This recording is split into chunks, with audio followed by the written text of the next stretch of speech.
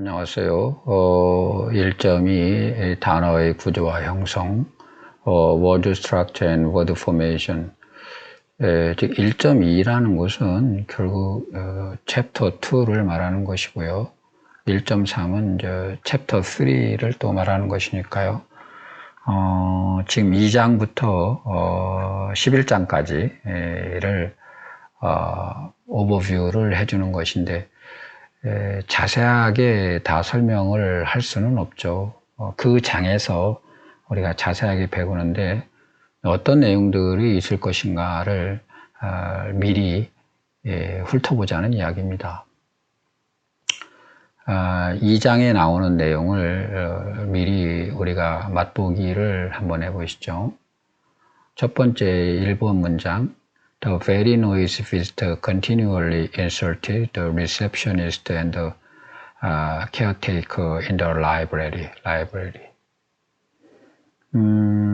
지금 1번 같은 문장을 우리가 어떤 문장이라고 보냐면요. 그 orthographic words, 이 정자어, 저는 이제 정자어로 번역을 했는데요.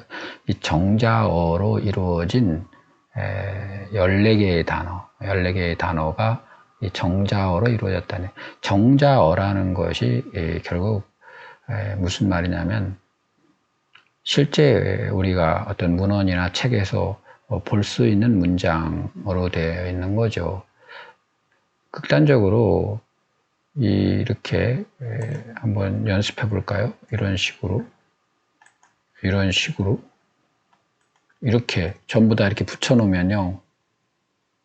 뭐 영어 실력이 대단한 사람이라 하더라도 이게 무슨 말인가를 우리가 파악하기가 어렵죠. 여러분이 그 전화 휴대폰으로 그 텍스트 메시지 문자 보낼 때도 우리말도 다 붙여 써놓으면 뭐가 뭔지 머리가 아프죠. 그래서 이렇게 식별 가능하게 문장 속에서 단어를 읽을 수 있도록 readability라고 그러죠.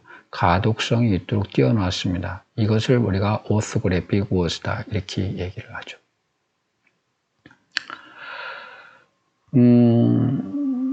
우리가 이 장을 공부하기 전에 꼭 알아둬야 될 것이 하나 있는데요.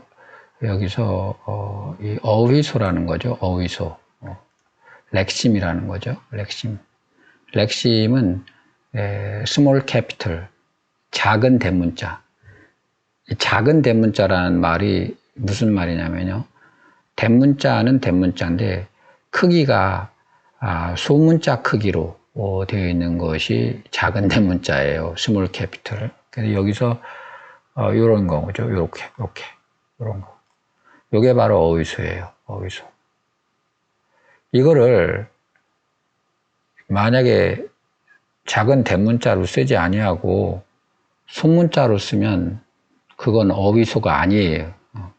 어휘소라는 말, 렉심이라고 하는데 이것이 생소할 수가 있는데 여러분들이 이제 음성음운론 시간에도 공부하시겠지만 우리가 뭐 포님, 음소, 또 모핌, 형태소 이런 거 들어보셨죠? 그와 마찬가지로 어휘소를 우리가 렉심이라고 이렇게 이야기를 합니다. 그러면 그 수문자로 쓰여 있는 insult라든지 또는 거기에 뭐 ed가 붙어갖고 insulted라든지 또는 뭐 ing가 붙을 수도 있죠. insulting 또는 뭐 s가 붙을 수도 있죠. 그래서 insults 이렇게 된 것들은 뭐냐? 이게 바로 굴절형이에요. 굴절형. 우리가 영어로는 굴절형을 inflectional forms라고 이야기를 합니다. 그런데 또 inflectional forms라고 얘기하지만 grammatical words, 문법적인 단어 이렇게도 얘기하거든요.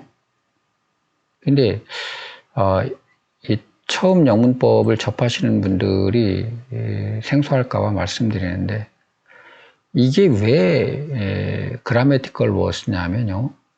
insert가 그 small capital로 되어 있어서 어휘소일 때는 문법적인 의미가 하나도 없어요. 그런데 그것이 이제 스몰 캐피틀을 벗고 소문자로 인설트, 뭐 인설스, 인설티드, 인설팅 이렇게 뭐가 붙었을 때는 그 뭐라는 것이 굴절형이거든요. 그 뭐가 붙었을 때는 결국 문법적인 기능을 담당하게 되죠. 인설트에 ed가 붙으면 결국 문법의 영역으로 넘어갑니다. 결국 과거 시제란 얘기죠. 인설트에 S가 붙으면 인설스는 결국 현재 시제란 소리죠. 그러니까 inflectional endings, 굴절 어미가 붙어서 굴절 형태가 되고요. 그 굴절 형태는 죽어있는 단어가 문법적으로 살아나게 하는 어미가 바로 굴절 어미가 되겠습니다. 이 굴절 어미가 지금 현대 영문법에도 이렇게 남아있죠. 근데 뭐 영어를 공부하시는 분들은 기본적으로 아시겠지만 고대 영어 시대 또 중세 영어 시대까지 굴절이 상당히 많았죠. 그래서 그 동사 끄트머리에 그 inflectional endings, 이 굴절 어미가 다닥다닥 붙어갖고 문법적인 기능을 담당하게 됐습니다. 그러나 결국 중세 영어 시대부터 서서히 그 굴절 어미가 상실됐죠. 상실됨으로 해서 문법적인 기능을 담당하기가 어려워졌죠. 그렇기 때문에 결국은 word order, 결국 어순이 중요하게 되고 또 조동사가 중요하게 되고 또 전치사가 중요하게 되고 그런 것을 이미 공부하셨으리라고 봅니다. 그래서 어휘소 여기 이제 보면요.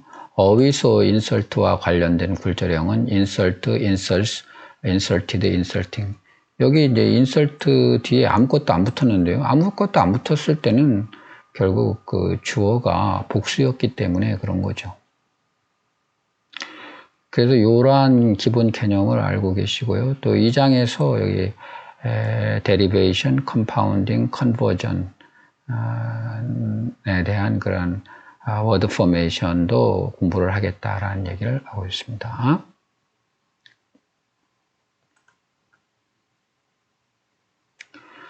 그 다음에 이제 3장에서는 word class하고 simple phrase를 했는데 word class라는 게 품사라 소리예요. 이 품사라는 말이 여러 가지로 우리가 표현이 되는데 여기서 이제 parts of speech 이렇게도 얘기하고 여기 형태 표식 form label이라는 말이 있죠. form label이라고도 얘기할 수 있고 또 여기에 나오지는 않았지만 grammatical category 이렇게도 얘기할 수가 있습니다. grammatical category 또 word class 이런 말들이 다 품사를 얘기하는 겁니다. 품사. 그래서 여기서 주목해야 될 것은 원래 여러분들이 알고 계시죠? 영어에 팔품사가 있다 하는 건데 근데 팔품사인데 과거에는 여러분들이 명사, 대명사 이렇게 했을 거예요. 근데 대명사가 빠지고 여기서 디터미너티브가 들어갔습니다. 번역을 명사 수식어라고 했는데요. 미리 말씀을 드리지만 이 다른 영문법 책에서는 디터미너라고 얘기를 해요. 그러나 이 책에서는 디터미너티브라고 얘기합니다. 그래서 결국 기존에 영문법을 공부하시는 여러분이나 또는 기성의 학자들이 디터미너만 생각하시고 한정사다 이렇게들 한국에서도 이야기를 했습니다. 근데 이미 그 디터미너를 한정사라고 얘기했기 때문에 이 바스 교수가 그라메티컬 캐테고리 개념으로 사용하는 이 디터미너티브는 한정사라고 번역을 할 수가 없죠. 단어가 다르니까요. 그래서 저는 그 명사 수식어다 이렇게 번역한 것을 여러분이 이해해 주시기 바라고요. 이 명사 수식어인 디터미너티브를 그라메티컬 캐테고리로 본 거고요. 한정사로서의 디터미너는 4장에서 우리가 공부하겠지만은 디터미너는 그라메티컬 펑션 개념이고요. 디터미너티브는 그라매티컬 캐테고리의 개념이에요. 그것이 같은 의미라 하더라도 우리가 문법 용어가 다릅니다. 자, 좀 구구절절 얘기가 됐는데요. 이 대명사가 빠지고 명사 수식어가 들어갔다. 그것이 큰 특징입니다. 그리고 우리가 이 책을 공부하면서 꼭 아셔야 될 게 이 명사 수식어 디터미너티브하고 바로 이어지는 애직티브 형용사하고 구분을 해야 된다는 거죠. 과거에는 뭐 제가 중고등학교 다닐 때도 이 형용사하고 이 디터미너티브를 구분하지 아니하고 전부 다 형용사라고 그랬어요. 그래서 뭐 지시 형용사, 의문 형용사 뭐 이런 식으로 얘기를 했었는데 사실은 그게 형용사가 아니고 디터미너티브죠. 디터미너티브. 그것을 우리가 이 책을 통해서 확실히 또 공부를 해야 될 것 같습니다. 3장에서 워드 클래스 8개에 대해서 우리가 공부를 한다는 이야기를 지금 하고 있죠. 그래서 아까 1번 예문에서 뭐가 명사고 형용사고 뭐 부사고 접속사고 뭐 이런 얘기들을 여기서 쭉 늘어놓고 있습니다. 그 다음에는 이제 절이라는 것이 뭐냐라는 것이 잠깐 언급됐는데 절이라는 것은 이제 subject, predicate 관계가 있는 문법적인 구조다라는 얘기인데 여러분들이 이제 문장은 뭐고 절은 뭐냐 이렇게 했는데 문장이 더 큰 개념이고요. 절은 문장보다 더 좁은 개념이고요. 절은 기본적으로 주어 동사의 요소가 갖추어져 있는 것이 절이고요. 한 문장 안에는 최소한 1개 이상의 절이 1개도 좋고 또 1개 이상의 절이 포함되어 있다 이렇게 생각하시면 됩니다. 그리고 제가 여기다 이제 빨갛게 이렇게 파싱이라는 말을 해놨는데요. 여기 이제 2번의 예문을 보시면 이렇게 브래킷을 해놨잖아요. 브래킷을 해놨는데 미리 말씀을 드리지만은 그 영문법에서 이렇게 브래킷을 사용해서 문법적인 어떤 설명을 시도하는데요. 이렇게 브래킷을 사용해서 표시하는 것을 우리가 영문법에서 파싱이라고 얘기합니다. 파스에 원래 파스는 IN 붙여서 PARSE인데 이제 E는 빼고 그래서 ING 파싱 이렇게 된대요. 앞으로 파싱이라는 말을 제가 사용하는 경우가 많습니다. 파싱은 주로 영문법에서 사용하는 용어고요. 일반 영어에서는 잘 사용하지 않습니다. 그 다음에 이제 여기 제목에서 simple phrase라고 했는데 phrase라는 것이 나오는데 phrase를 얘기할 때는 여기 나온 대로 head 우리가 핵이라고 하고요. 일반 또 EBS 교재나 그런 데서는 핵어라고 얘기하는데요. 즉 헤드가 있어야 된다. 명사구의 헤드는 뭐죠? 명사. 형용사구의 헤드는 형용사. 동사구의 헤드는 동사가 헤드가 되겠습니다. 3장에서는 복잡한 구가 아니라 단순한 구만 얘기하고요. 복잡한 구는 또 다른 장에서 또 5장에서 또 얘기를 하게 됩니다. 1.4, 즉 4장은 어떤 장이냐면요. grammatical function과 semantic rules, 그 다음에 추리 다이어그램 많이 들어보신 얘기죠. 그래서 3번 문장은 1번 문장을 주어와 목적어를 서로 바꿔치기 해놨네요. 바꿔치기 해놨어요. 그래서 이제 grammatical function이라는 이야기를 4장에서 하게 되는데요. 그러니까 문법적인 기능이라는 것인데, 자, 우리가 이제 영문법에서만 적용되는 것은 아니에요. 모든 학문 영역에서도 그런 말이 적용이 되는데, form and function. form이 왜 있을까요? 폼은 펑션을 수행하기 위해서 있고, 펑션은 뭐에 의해서 펑션이 의미 부여가 됩니까? 폼에 의해서 의미가 나타나게 되죠. 그래서 폼 앤 펑션은 늘 같이 따라다니는데요. 4장에서는 3장에서 얘기했던 폼, 다시 말하면 품사죠. grammatical form, grammatical category, word class. 이러한 그 폼이 grammatical category가 어떤 문법적인 기능을 하게 되느냐 하는 것을 4장에서 공부하게 됩니다. 근데 이제 이 책에서는 문법적인 기능을 나타내는 용어는 대문자로 시작하라고 되어 있어요. 그래서 여기 보시면은 디렉트 압젝트라고 하는데 여기서 D하고 O를 대문자로 시작하고 있어요. 이렇게 대문자로 시작해야 grammatical function이에요. 여기 subject도 S가 대문자로 되어 있죠. 이것이 바로 grammatical function을 나타낸다는 약속입니다.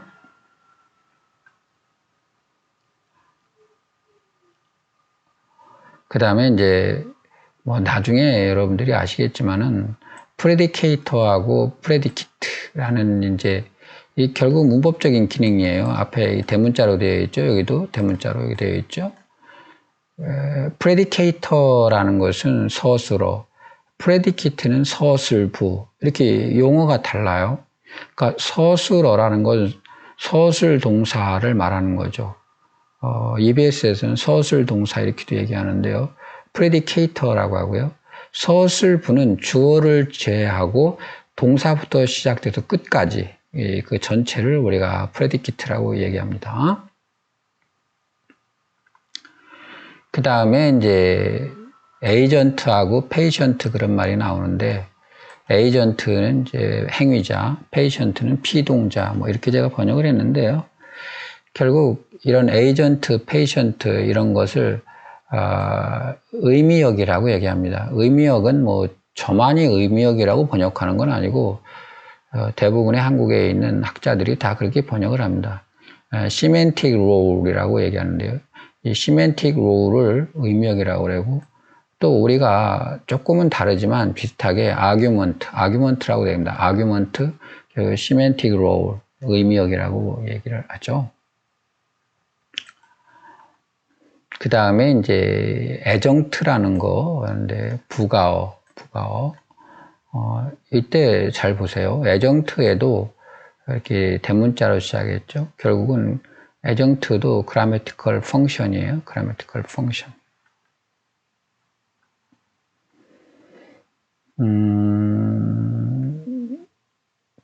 지금 4번을 보시면요. NP, 그 다음에 DT, H, DPT 뭐 이렇게 쭉 나와 있는데, NP라는 것은 noun phrase, 그 다음에 DT는 determiner.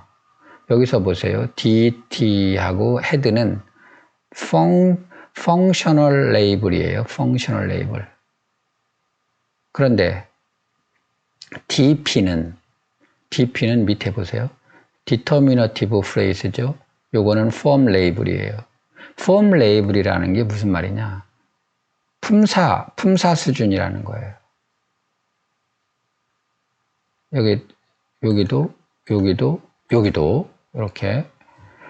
그러나 문법적인 기능을 나타낸다고 할 때는 지금 표기하는 것도 대문자로 되어 있죠. 전부 다 지금 functional label 이렇게 표기하고 있어요. 그래서 우리가 form과 function을 잘 구분해서 표기하고 있습니다. 그 다음에 이제 이것이 결국 단어로 치환됐을 때는 lexical item, 어휘 항목 이렇게 되는 거죠. 그래서 여기서 보시면은 다른 책 공부하시다가 헷갈릴 수가 있는데 요 DT 이것은 determiner이고요. DP는 determinative phrase를 가리키는 거예요. 4장에서 좀 더 자세히 공부할 거고요. 5장은 아까 3장이 simple phrase였는데 5장에서는 이제 아주 복잡한 complex phrase하고 coordination은 뭐 좀 잠깐 다룬 거고요. 컴플렉스 프레이즈가 이제 대부분을 차지하고 있는데, 뭐 상당히 복잡하고 또 5장은 양도 방대합니다. 그래서 공부할 때 좀 어려움이 있는데요. 그러나 결국 영어를 공부하는 데 있어서 컴플렉스 프레이즈에 대한 이해도 이것이 영어의 핵심을 파고드는 아주 중요한 영역입니다. 그래서 여러분들이 5장을 공부하실 때 더욱더 신경을 쓰셨으면 좋겠고요. 그 다음에 이제 6장인데요. 6장은 이제 절의 종류 4가지에 대해서 얘기하고 있어요. 그래서 declarative clause, 그 다음에 interrogative clause, imperative clause, 그 다음에 exclamative clause. 이렇게 절의 종류 4가지에 대해서 설명을 하고 있고, 끄트머리에 가서는 조금 다른 이야기를 하고 있어요. 여기를 보실까요? Are you sure that your children are safely in bed? 이게 이제 표면적으로 볼 때는 의문문 아니겠어요? 의문문 아닌데 진짜로 이렇게 뭐 물어본다기보다는 사실은 무슨 범죄 조직 또는 무슨 무서운 영화 뭐 이런 데서 위협하는 것으로 이해가 될 수 있다, 이런 얘기가 나오죠. 결국은 우리가 문장의 형식대로만 의미를 갖는 것이 아니라 다른 의미로 바뀌어질 수가 있다 하는 이야기죠. 그래서 여기에도 나와 있지만 특정 상황에서 표현에 대한 의미는 상황에 달려있기 때문이다, 그런 얘기를 했는데, 완곡하게 얘기했지만 결국 제가 이게 적어놓은 것이 여기 프라그마틱스 화형론이에요.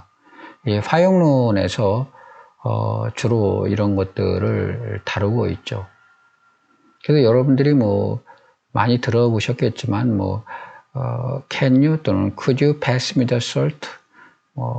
아빠와 아들이 이렇게 식탁에서 can you pass me the salt?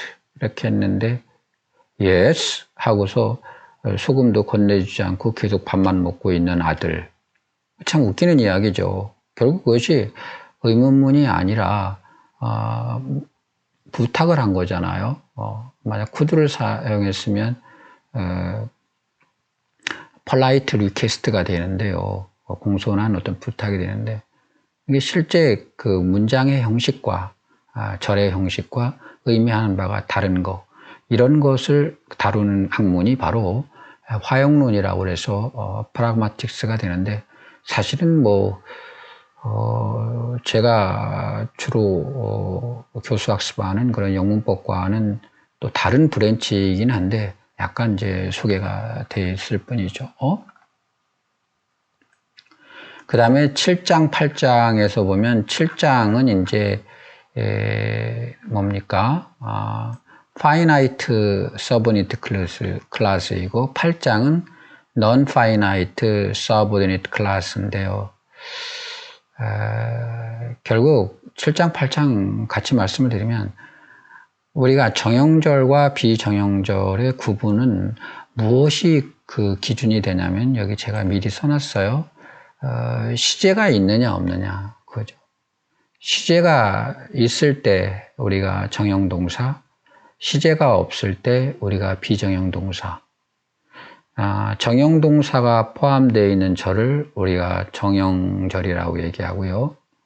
그 다음에 비정형동사가 포함된 절을 우리가 비정형절이다, 이렇게 얘기를 하게 되는 거죠. 7장에서는 미리 말씀을 드리지만 샤킹하다고 할 수가 있는데, 우리가 7장에서 미리 예고편 이런 걸 좀 드리면은 결국 우리가 철석같이 믿어왔던 그 관계대명사 that, 이것이 실제는 관계대명사가 아니다라는 이야기를 하고 있고요. 그런 면에서 아주 7장도 중요한 장이 되겠습니다. 8장은 비정형절인데, 여기서 제가 파랗게 미리 해놨어요. 그래서 투부정사절, 원형부정사절, 그 다음에 ing 분사절, 그 다음에 과거 분사절 이렇게 되는데, 자, 비정형절의 종류에는 이렇게 네 가지가 있다는 얘기인데요. 일단 뭐 여러분들이 문법을 입문하시는 분들을 위해서 말씀을 드리면, 기존의 투부정사를 절이라 하지 아니하고요, 투부정사 구 이렇게 공부하신 분들이 있을 거고요. 그래서 우리가 이 책을 공부하면서 투부정사가 구가 아니라 절이라는 인식, 이것이 굉장히 중요하죠. 또 원형 부정사 절이란 말이 너무 어색하게 들릴 수가 있고, 과거 분사 절 이런 말이 어색하게 들릴 수가 있는데, 우리가 이 책을 공부하면서 그것이 절대로 구가 아니고 절이라는 거, 이것을 우리가 깨닫게 된다면 영문법에 있어서 획기적인 진전이 있지 않을까 생각합니다. 이게 왜 절인지는 그 장에서 또 자세히 설명을 하니까요, 지금 제가 구구절절 설명할 수는 없을 것 같아요. 그 다음에 이제 뭡니까? 9장에서는 이제 텐스와 상에 대해서 나오는데 아주 중요하죠. 사실은 영문법을 공부할 때 우리가 동사를 모르면 한 문장이라도 쓸 수가 없죠. 이제 동사에서 가장 중요한 것이 뭘까요? 결국 시제가 되겠죠. 시제가 없이 어떻게 우리가 문장을 쓰겠어요. 또 에스펙트라는 거, 누구나 다 상으로 번역합니다. 이 상이라는 게 뭔가, 시제와 상의 개념에 대해서 우리가 뚜렷이 공부를 하고, 또 시제의 종류, 쓰임, 용법, 그 다음에 상의 종류, 쓰임, 용법, 이런 것들을 우리가 9장에서 공부하게 되는데요. 결국 여기에 나온 대로 시간이라는 거, 타임이라는 것은 결국 리얼 월드 노션이다. 이 실제 우리가 살고 있는 세상에 존재하는 그런 개념이고요. 시제라는 건 실제 존재하는 것이 아니라 우리가 시간을 언어 속에서 어떻게 표현할까 하는 그런 그라매티컬 시스템이다 하는 얘기죠. 그리고 여기 이제 보면 영어에는 현재 시제와 과거 시제 두 가지밖에는 없다는 거죠. 미래 시제라는 말은 원래 없습니다. 없는데 여러분들이 있는 것처럼 이렇게 공부했을 수가 있죠. 그 다음에 에스펙트라는 건 무엇이냐? 결국 완료, perfect aspect하고 여기 좀 밑으로 내려왔네요. progressive aspect 두 가지가 있다. 그러니까 progressive tense라든지 perfect tense라든지 이런 말을 쓰게 되면 모순이 되는 거죠. perfect이란 말과 progressive란 말은 tense가 아닙니다. 이건 aspect입니다. 그렇기 때문에 그것을 우리가 잘 구분해야 되겠다라는 것이 시제와 상에서 우리가 공부할 9장이 되겠고요. 10장은 이제 무드가 나오는데요. 참 굉장히 생소합니다. 이 무드를 일본의 영문학자들이 법이라고 번역을 했고, 그것을 이제 우리가 일제시대 때 그 영문법을 직수입하지 못하고 일본을 통해서 들어왔기 때문에 우리가 그거에 따르다 보니까 이제 법이라고 해서 뭐 가정법, 뭐 직설법, 법자를 갖다 쓰게 되는데, 결국 이 법이 원래는 그 무드라는 얘기죠. 무드가 뭡니까? 무드라는 건 분위기죠. 말하는 어조, 말하는 분위기를 말하는 거죠. 그런데 우리가 10장에서 갑자기 서법성이라는 말이 이렇게 등장하게 되는데 좀 생소할 수가 있을 거예요. 서법성이 뭐냐? 서법성이라는 것이 영문법에서 아주 중요한 개념이고요. 또 영문법이 아닌 다른 학문에서도 이 모델리티는 많이 또 나옵니다. 그래서 여기 이해를 돕기 위해서 아직 발생하지 않거나 가정하는 것, 불확실한 것, 바라는 것, 필요한 것, 이런 것을 나타내는 무드가 바로 모델리티가 되겠습니다. 모델리티. 근데 영문법에서는 이 서법성을 나타낼 때 주로 뭐를 사용한다고요? 서법조동사, modal auxiliaries, 서법조동사를 사용합니다. 서법조동사만이 서법성을 나타내는 것은 아닙니다. 이제 그 장에서 우리가 공부를 하겠지만 주로 서법조동사가 서법성을 나타낸다는 것이지 서법조동사만 그렇지 않습니다. 서법형용사, 서법명사, 서법부사 다 있습니다. 그래서 이제 그 10장에서 여러분이 흔히 볼 수 있는 뭐 can, could, may, might, shall 뭐 이런 그 서법조동사들의 용법을 상세하게 공부하게 될 것입니다. 마지막 장인 11장에서는 information structuring인데요. 결국 여기 이제 제가 빨갛게 써놨는데 propositional meaning, 명제적 의미다. 명제라는 것이 이제 proposition인데 우리가 수동태를 생각해 보시면 돼요. 그러니까 I love you냐, you are loved by me냐. 결국 내용은 비슷한 것 같지만 주어를 무엇으로 내세우냐에 따라서 결국 전달하는 포커스, 타픽이 달라지죠. 우리가 그것을 이제 타피컬라이제이션, 화제화라고도 얘기하는데요. 그래서 같은 의미라 하더라도 그 문장을 바꾸고 변형 이렇게 함으로써 의미 전달을 보다 더 색다르게 할 수 있는 그러한 인포메이션 스트럭처링이 11장이 되겠습니다. 그래서 이제 지금 1장은 이 책 전체에 대한 어떤 개관을 이렇게 한 것입니다. 그런데 처음 부분에서는 제가 길게 설명을 했지만 영문법에 대한 일반적인 이론을 쭉 이렇게 설명을 했었죠. 그래서 2장부터 11장까지 이 영문법 전체에 대해서 이 책을 통해서 우리가 상세하게 이제 공부를 할 수가 있겠습니다. 이어지는 시간에는 이제 2장부터 우리가 또 공부를 하기로 하시죠.